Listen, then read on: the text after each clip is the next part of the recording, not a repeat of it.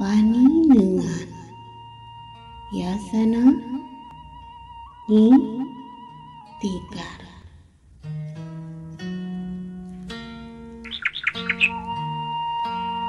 Asa kunineu waktos sasarengan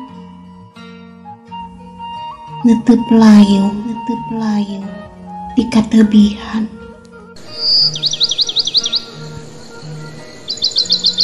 Manuk tinggeleber ngurus sayang kasorenakeun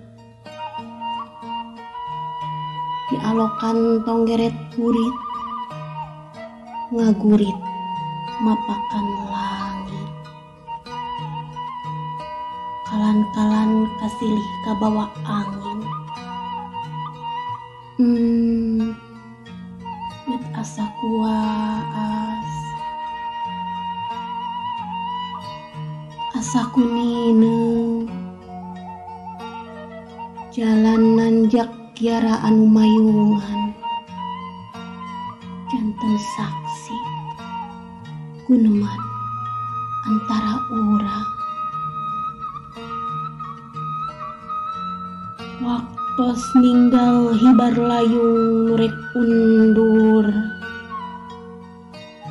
agehna cepengan panangan ngahijikeun wah hate usaati tapi naha hibar layung mangsa harita urang kalahka pada muyung ketersorak marida anjeun pamit pikeun indit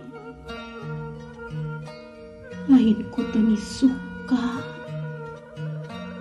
dalah kanyataan nu teu bisa diponda.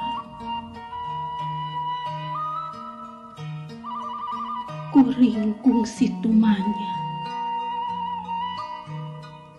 ngairaha baris tepung deui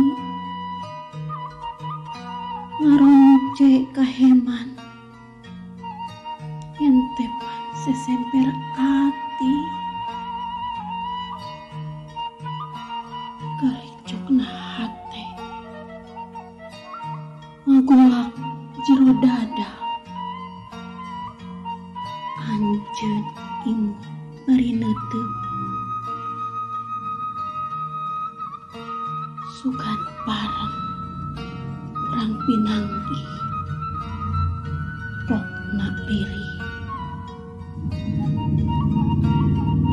pageuh dua cepengan panangan asa usukan pikeun paanggang dua soca silih titip bari beueus ku citangis sugan kaheman urang ngahiji pokna marida panineugan kiara mayung di lebah jalan tanjakan. Purwakarta 6 Mei 2022.